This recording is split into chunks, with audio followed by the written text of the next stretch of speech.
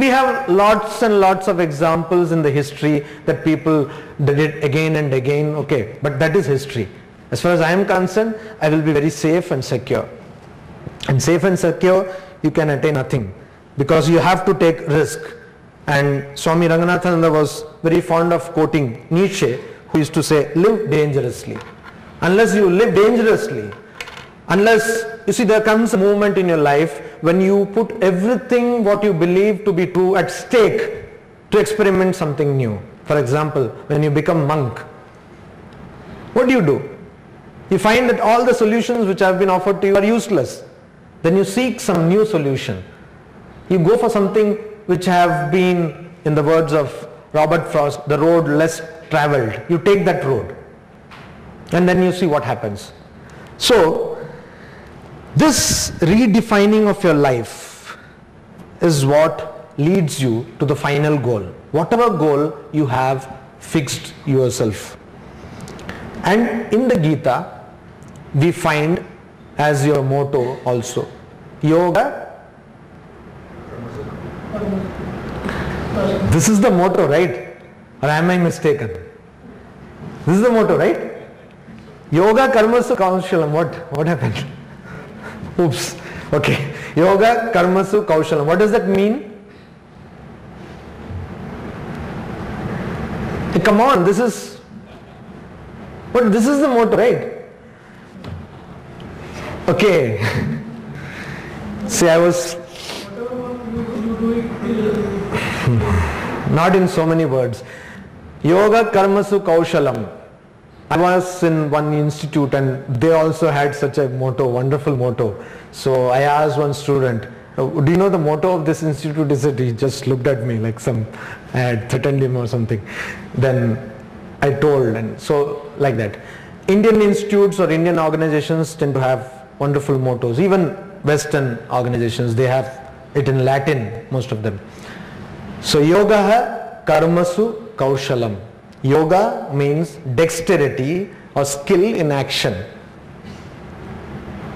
Let us note that and avoid further embarrassing situations. You know, things have come to a very sorry state today. Yesterday somebody was telling me, I'm digressing a lot because as I told, I just want to have the feel of the whole thing. So what is the final meaning? Of what? Of just what is? Oh, it's a big topic. It would require a session. Okay, I will make it as concise as possible. Yoga karmasu kaushalam. Yoga means dexterity in action. Yoga means dexterity in action means bringing out the best of any action. Now, how do you do it is a big topic. But karmasu, it is plural. Yeah, all your actions. All actions. All your actions. With yoga. No, that is also one definition of yoga. Like Patanjali gives another definition, yoga chitta vritti nirodha. That is one definition. So yoga is a huge term. There are different types of yogas. Then kausala is more for the yoga or the karma? Karma. I am happy. Yoga karmasu kaushalam. Here kaushalam is for, so skill in action. Now what exactly skill is something, skill definitely is not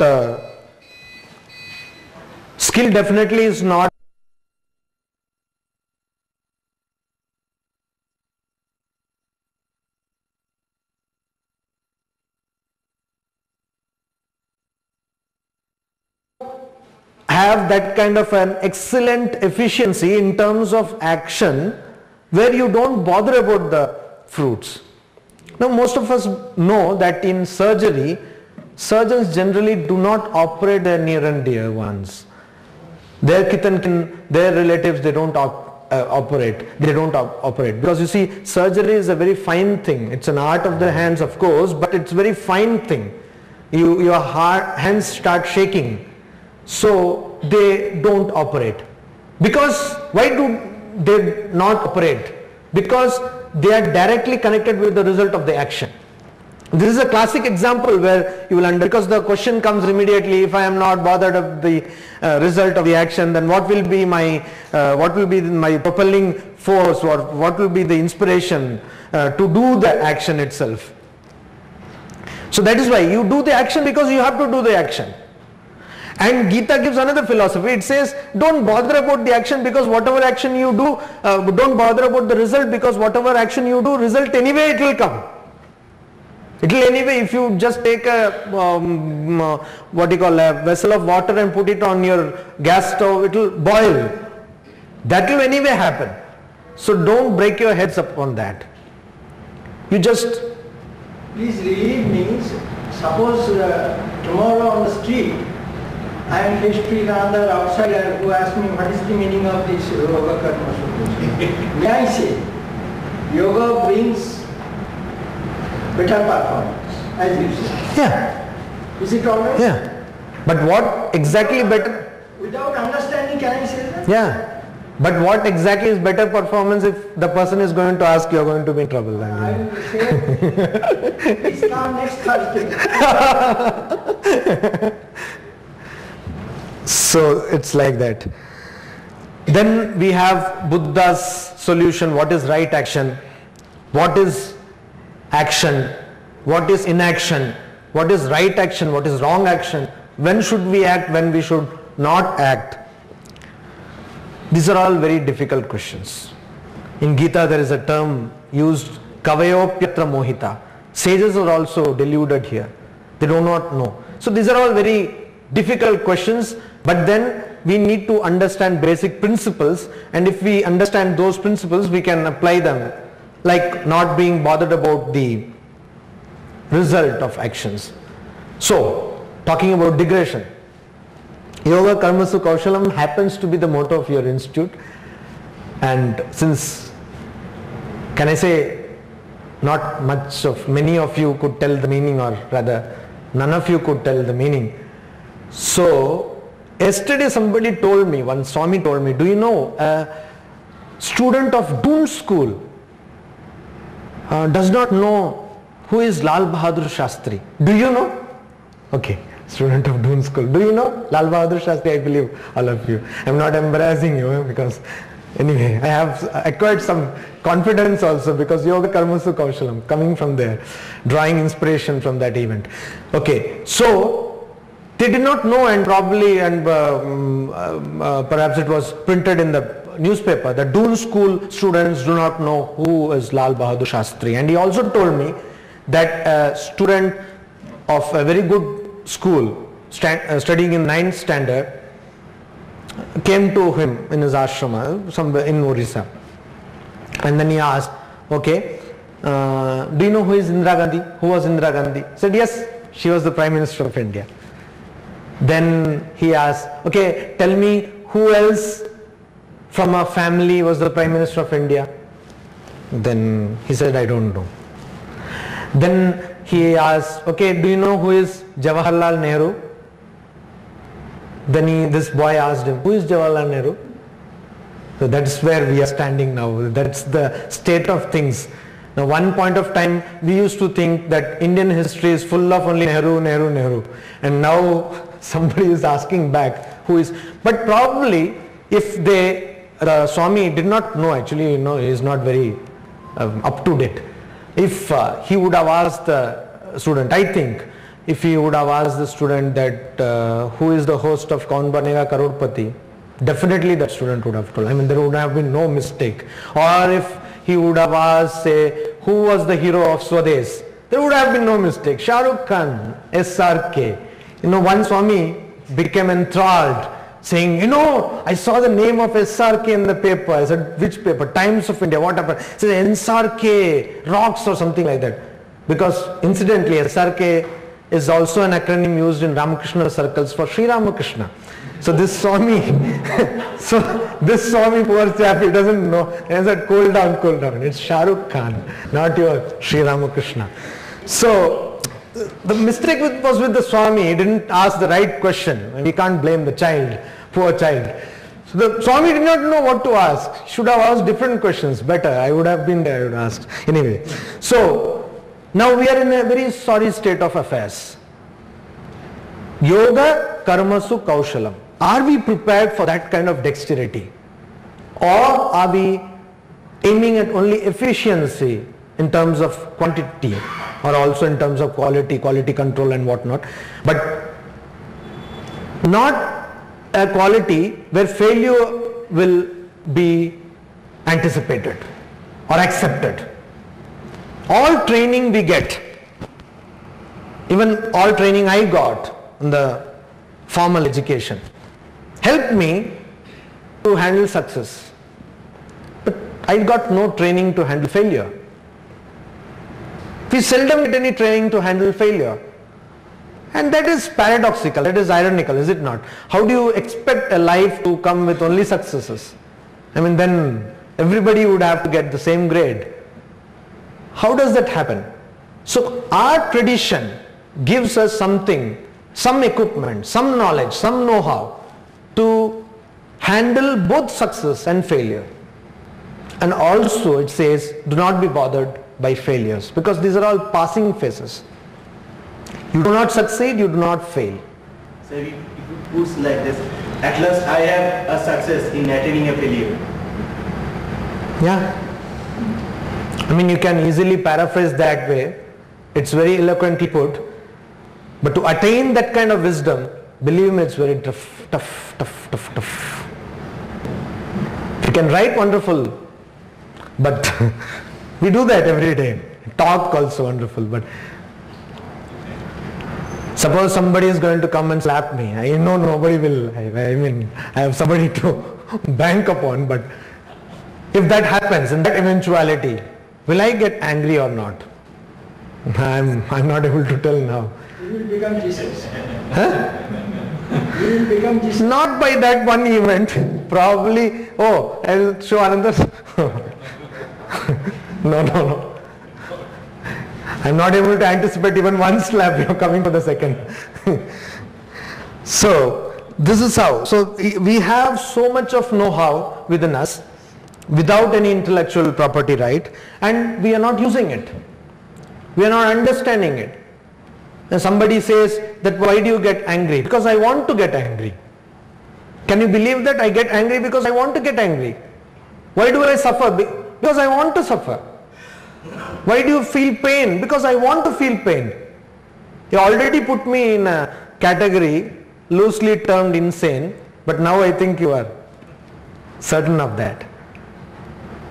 We suffer because we want to suffer, because we do not understand the unreality of suffering. We cling on to false hopes. We do not understand that this is a passing phase. You take it from any point of view, any perspective. You take it from the perspective of science. What are we basically? We are nothing. In the whole scheme, bigger picture of nature, what are we? We are nothing. But we make so much of ourselves, particularly in front of mirror. What about physical pain? That's not here doing consciously or willingly. Is it so? I mean, if someone comes and hits me and I feel a pain, so what do I do with that? Is it so? Suppose, I'll just give you an example. Suppose you are watching TV. Kyunki saas bhi kabhi bahu thi or something like that. I don't know. These are very attractive things. At least for 50 plus women. So you're watching TV and one fly comes and sits on your shoulder. Do you feel that? How often do you feel that? Let us be honest. But if somebody slaps, I think... Yeah, Now that's what. So now you have come to the point. The difference is only in the degree, not in the nature. Yeah. So obviously, now you are all scientists, so you know better. So if the difference is only in the degree, that means you can automatically intensify the difference to such an extent that it can go to a higher degree. Swami Vivekananda was meditating and his whole body was covered with mosquitoes, as it appeared as though he was having a blanket or something. But he didn't feel it. It happens. I will not go to Swami Vivekananda, I will go to come down to a person who is also a ex-IITian, who is the registrar of our university. You might have heard about him anyway, Shirish Maharaj. So he was sitting and reading one, this person is, most of us are fit for loony bin anyway. So this person is also, sorry, but he is also like that. So he suddenly saw that in the training center there was something which needed Linux, and this man knew no Linux. And he went and got a huge tome and just lied down and started reading that at 9:30 in the night. By 5 in the morning he was finished and he knew everything about Linux. A dangerous chap, I'll tell you. So when he was reading that, another one Swami, I don't know whether you are aware of him, his name is Swami Sarvapriyananda. He has come here? Yes. So he went and just shook his toe, but he did not respond. He did not respond. Can you believe this? But he did not. So physical pain also can be overcome. It's possible. It's something which we have seen, which you can see. It is possible. That can be overcome. It depends on training, of course. You see, our perspective changes. The very common example is a small child learning to walk. How many times the child falls? Does the child every time feel the pain so much? I don't think so, because the child does not cry every time. And the perspective changes. You see, a boy, when the boy is aged 2 years, to him everybody is same. 5 years, everybody is same. But then as he becomes older, he looks upon a woman, a stranger, in a different perspective altogether. His perspective has changed. His worldview has changed. And that is what bothers us. Our worldview is different. Those of us in this room, can we talk to anybody, irrespective of culture, language, nationality, in the same manner? I doubt. That itself is a big evolution. See, even that kind of a perspective change we do not have. That kind of a change in the worldview we do not have. Our whole worldview is wrong. What we see and perceive is wrong. But we have a general, there is something called consensus. So we have a consensus on illusion. We all agree upon one kind of illusion. That yes, we are all sitting in the room and we are all talking to each other, etc. This is one illusion everybody of us has agreed upon. But this is an illusion again, all the same. We need to understand that. We need to fine-tune our equipment of body and mind to perceive higher realities, to perceive something which is not directly perceivable, which is not at the moment understandable. We need to do that. And once we do that, we will be able to understand things better and not get perturbed or troubled in our daily lives. In Gita, you have already studied in the 2nd chapter, Dukkeshu anudvignamana sukheshu vigataspriya. One who is not troubled by suffering and also does not become very much rejoiced in happiness. A state of equanimity. That is what we want. And if we have that kind of a state, I do a lot of work, suppose, I will not be bothered. I do a lot of research, my paper doesn't get published, I don't bother. I continue doing my research. I train so many students but none of them succeed, I do not bother, I continue training students. So that means whatever my limitation, a dawn comes and tells me I know where your daughter is studying, I don't bother, I don't care. So it becomes more powerful. Who is the most powerful person? A person who does not bother about death. They become terrorists. Is it not? A person who can show a lot of terror is a person who does not bother about death. So whatever limitation we have, if we can free ourselves from those limitations, we become very powerful. And most of us want power. But when we get, that's what the tradition is all about, when we get this power, then finally we understand that there is something higher. Now, love is one factor, one force, which very few people understand. Love. Because we have so many ifs and buts for this love. Swami Vivekananda says that our kind of love is more a slavery than love. I love you, so you should love me. I called you, why don't you return my call? This kind of love. It has to be, because I love you, you should love me. And if you do not love me, that means, and how do you express my love? Always you should be at my beck and call, and then I understand that you love me. This kind of love. One brother disciple of Swami Vivekananda had gone to Dhaka, Bangladesh, and he was giving a talk, and somebody asked from the audience, tell us about love. This Swami was Premananda, so his name. So he said, tell us about prema. Because everybody wants to hear what they think is very simple. So he said, yes, I can talk about love, but are you ready to give me the price? And what is the price? Your head. Your head is the price.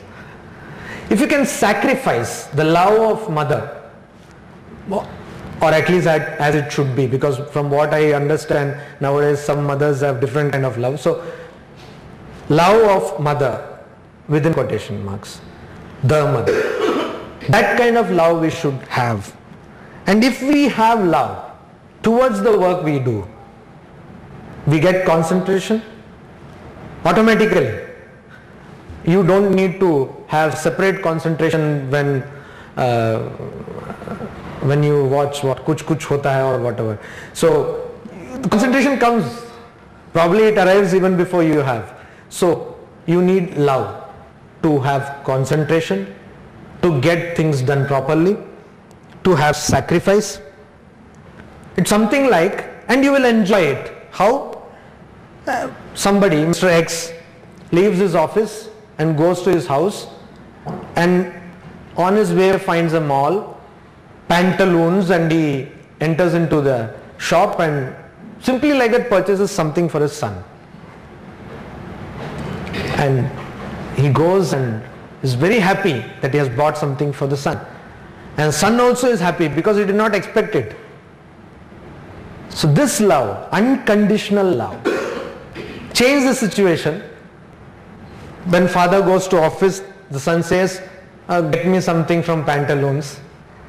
And then he is in a meeting, busy, and somehow he has to reschedule everything to go to the pantaloons shop and purchase something. No, it's a lot of botheration for him. And somehow he makes it up and he gives, then he says, no, I didn't like and all that, this color doesn't match and blah, blah, blah. So here conditions, and that is why there is no satisfaction. But if it is unconditional, if it is spontaneous, then people like. There are a whole lot of websites. You can send flowers, you can send chocolate, and big business. And it is spontaneous. Women's Day, okay, somebody has sent. Oh, wonderful. I never expected. So that spontaneous kind of affection, spontaneous love, spontaneous sacrifice is real love. And that we need to search for solutions within our surroundings, within where we are. If I am a scientist, I have to be a better scientist. If I am an engineer, I have to be a better engineer. We need not go elsewhere. And from these small things, we can get solutions to our problems. How does that relate to exploitation? See, every one of us exploits and every one of us gets exploited. Now, the more that's another thing which we need to develop is forgiveness. All religions say these things. Once Vijnananandaji, a disciple of Ramakrishna, was asked that tell me something about spirituality. He said that is there in the primer which you read in Bengali by Vidyasagar. It is there that you should tell the truth You should respect the elders. Everything is there. But how many of us practice? So forgiveness. You see, you will get people who will exploit you. You have to be intelligent enough to understand that. And keep a distance from them. But at the same time, you should not change your smile into a frown for those few people. See, those people in percentage will be very less. Not everybody is out there to exploit you or anybody for that matter.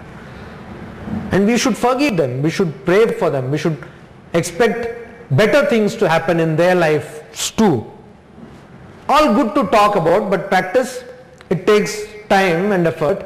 But if we practice in the proper direction, we attain that in one day. Some time we attain that. Right. If suppose I find some people that are harmful to me, should we avoid them? Again, what is harmful is again a very subjective thing, because suppose I am